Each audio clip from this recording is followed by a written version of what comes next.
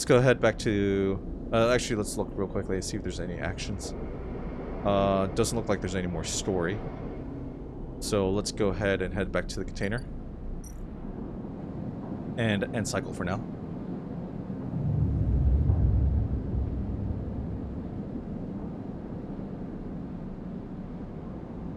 Okay, so we got 5 dice still.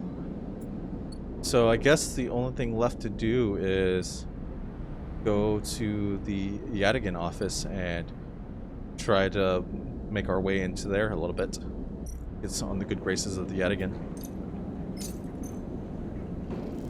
So let's eat up real quickly.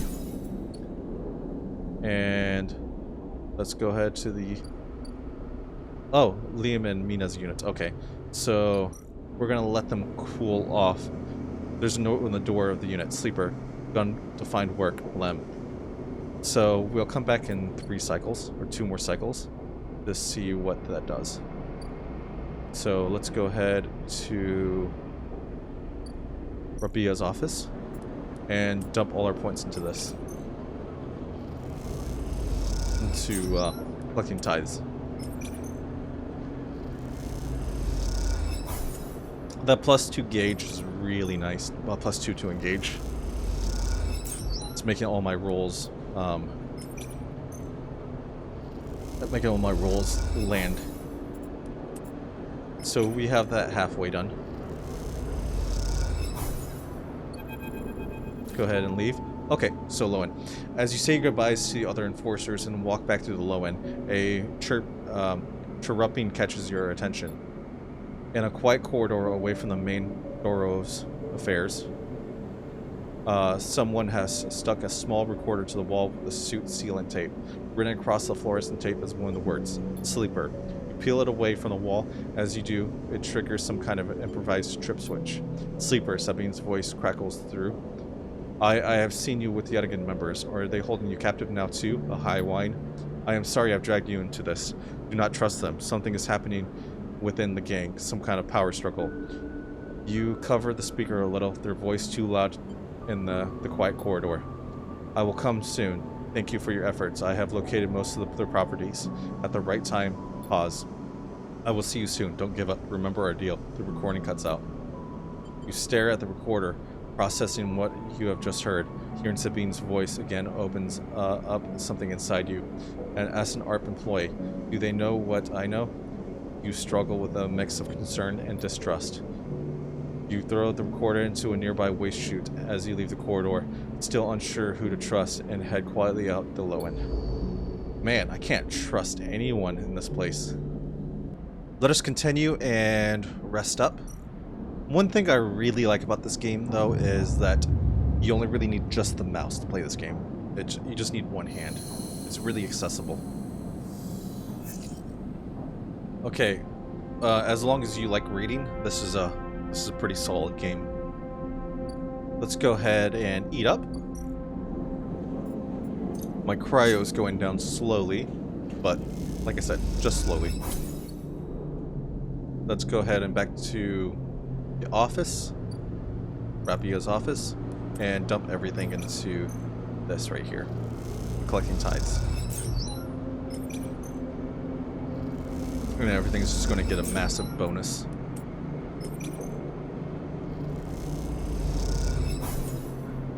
So we just got 2 more actions to get here. Am I going to get it? Nope. So next turn I should be able to get it. Let's go ahead and rest for the day.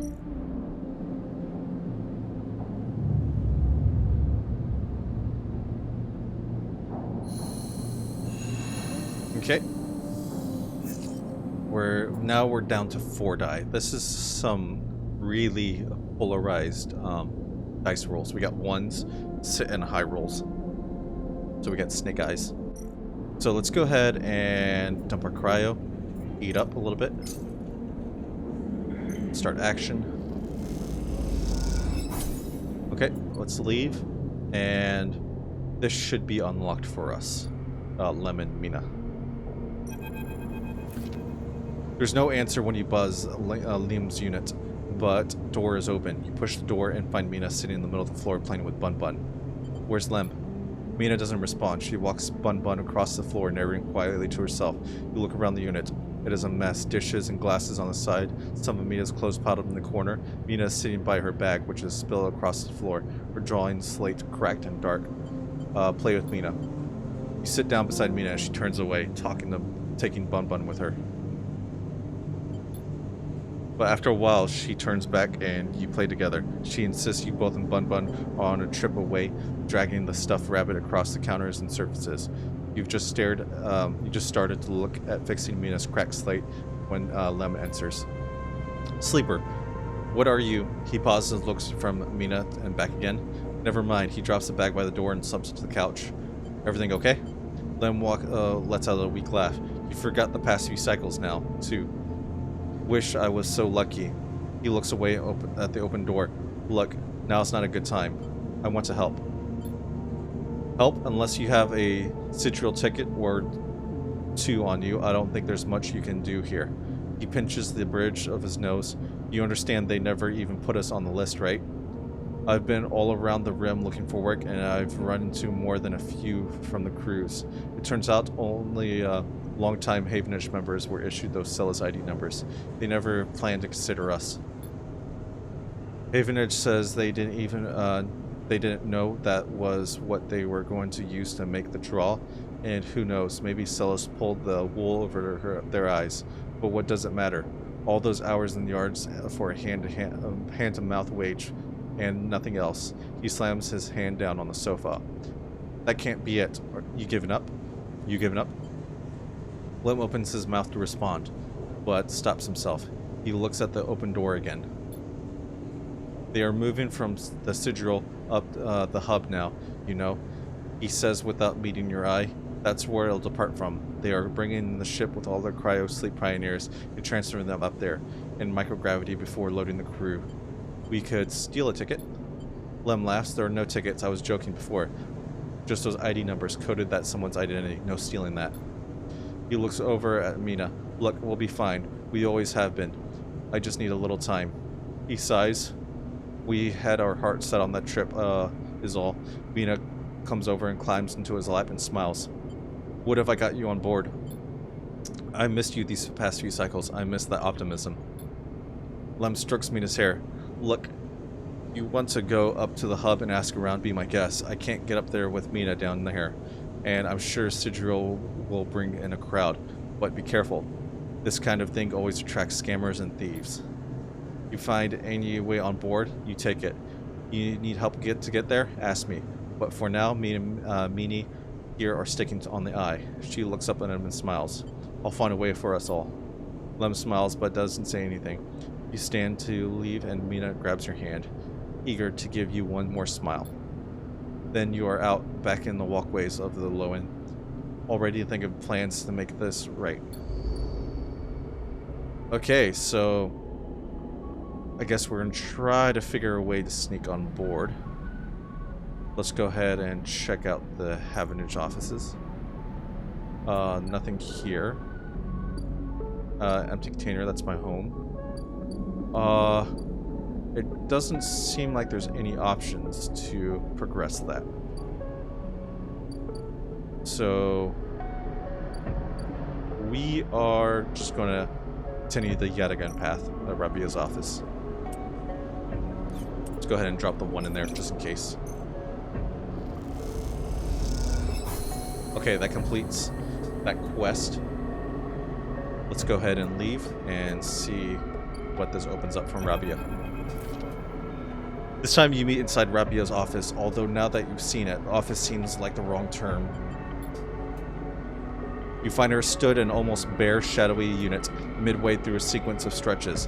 There are 2 low stools and a terminal in the corner, but it seems like most of the space is taken up by heavy punching bag, rubber matting, and a stack of weights. When Rabia turns to greet you, you realize she's missing an arm. The prosthetic she usually wears is set in a cradle near the terminal, a web of colored wires running to it.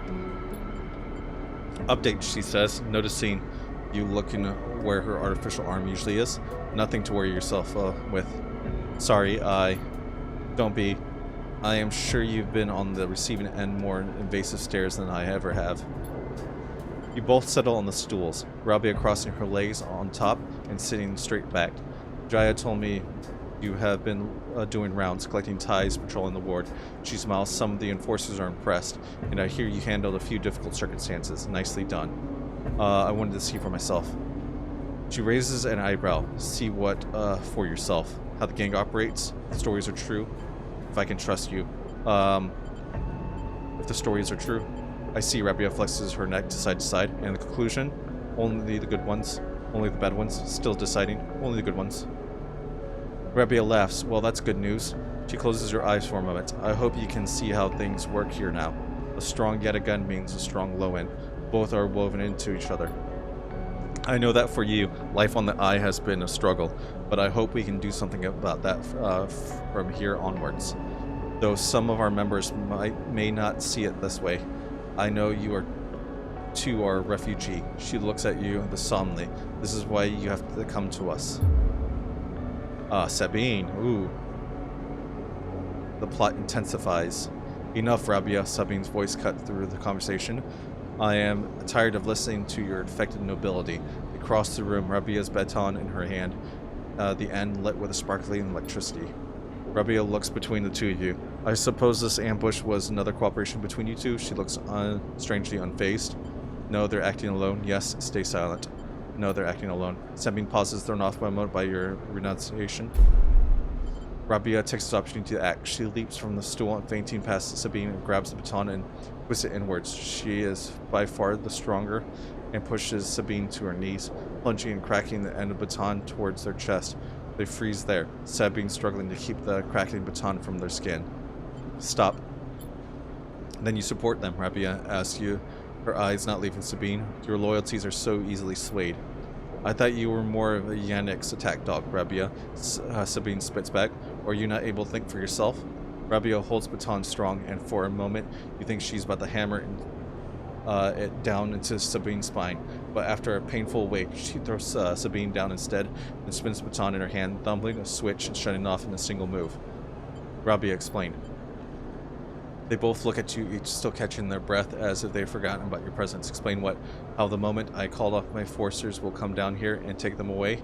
Rabia cracks her neck. You're lucky I didn't kill you. I would have had every right. Every right, she shouts. They anger a release of tension more than a threat. Sabine lifts themselves a little bit. Bruised from the fall, they roll onto their sides and cough. Rabia gives them some space. Sitting back on the stool, Sabine props themselves up on their elbows and fixes Rabia with a hard stare. You have something to say? Rabia taunts. Say it. This is your final opportunity, because after this, she laughs, no coming back. What's the point? Sabine breathes heavily. She does not listen to criticism of the great Yadigan project. Rabia collects herself. Speak. She folds her arms and waits to be convinced. Sabine takes a breath, organizing their thoughts. They go to start, pause, then decide on another approach. Eventually they say it. Yannick is a traitor. Rabia immediately flinches, her eyes going to her prosthetic arm, her muscles clenching, but she writes it out, more eager to prove Sabine's wrong than she is to hurt them, at least for now.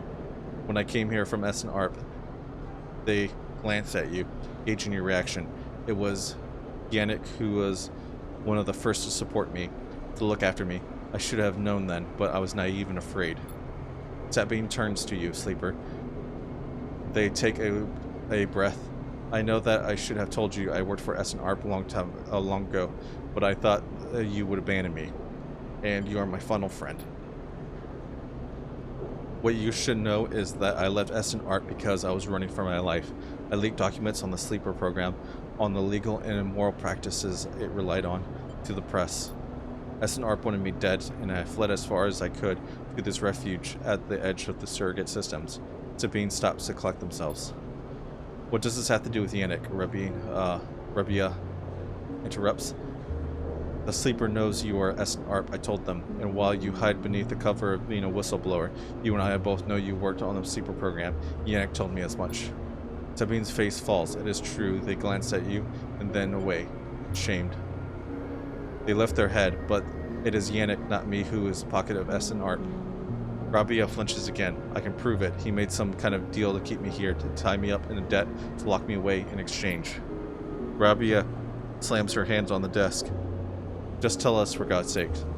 In exchange for those, Sabine finishes nodding towards Rabia's prosthetic arm in its cradle. He has been using Yatica enforcers using you as test subjects for S&R technology. I have the data to prove it.